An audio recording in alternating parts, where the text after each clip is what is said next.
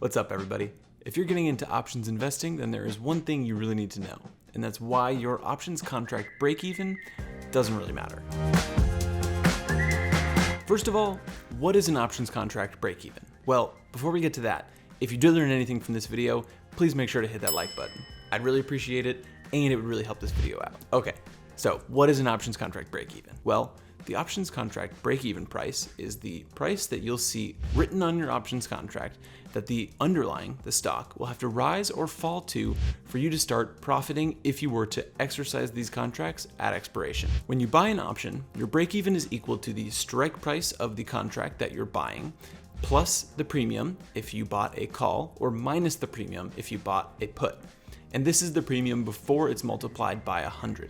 So whatever you see when you're buying that option, it's going to be some amount in cents or low in the dollars. It's going to be that number plus the strike price. Or if you want to think about it another way, it's 100 times the strike price plus the premium that you'll actually pay. So in dollars or hundreds of dollars. This makes sense because when you think about any money-making venture, you always have to subtract your costs to get your final profit. And in the situation with an options contract, you pay a cost to get to that final profit.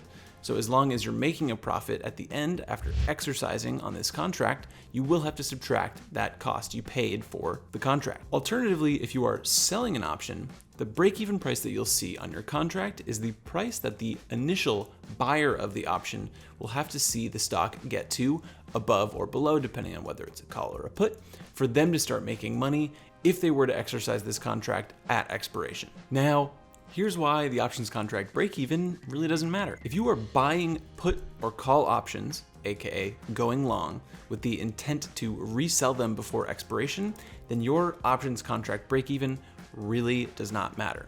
The only things that really matter to you are the price of the contract and days to expiration, because all you're looking to do is buy low and sell high. You're looking to make that profit between a lower premium and a higher premium, and that's great. Go for it. It's just that your break-even really means nothing as opposed to just the price of the contract at any given time. You'll be able to tell if you're making or losing money since you have no intent to exercise these options. So that's why it doesn't matter for the buy side of options. The other main reason it doesn't matter pertains to the sell side of options. And this is also the reason I wanted to make this video, is because I wasn't sure one time when I was selling options and I wanted to make sure that my contract wasn't going to get exercised on me. And because I learned something from a dark corner of the internet, I figured, why not make a video about it? So, okay.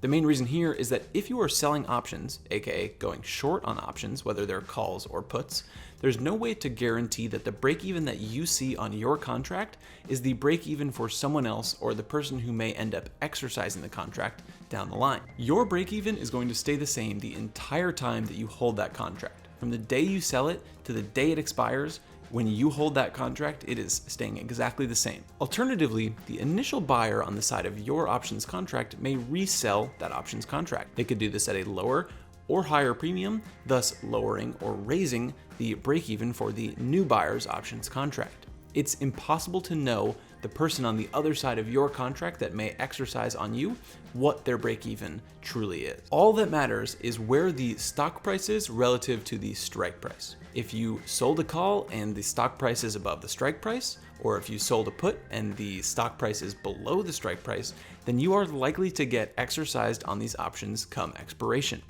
Finance people are very unlikely to leave a profit on the table, no matter how small. So, if you don't want to get exercised on a contract that you sold when the stock price is getting close to the strike price and you're getting close to expiration, get ready to get your rolling fingers out.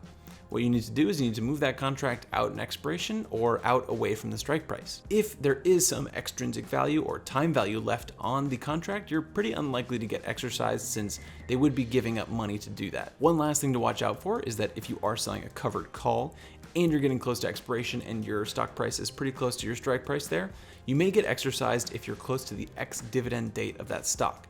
Sometimes the dividend paid on 100 shares can actually make up the time value that you would lose by exercising that option, so just be wary of that. Of course, this wouldn't be a complete video if I didn't cover the scenario where your options contract break-even does actually matter. But according to optionseducation.org, only about 7% of options contracts are exercised anyways, so you can probably see why I titled this video the way I did. Okay, so if you made it to this part of the video, you're planning on exercising an options contract that you bought, whether it's a call or a put, Either one, you both have to take the break-even price into account.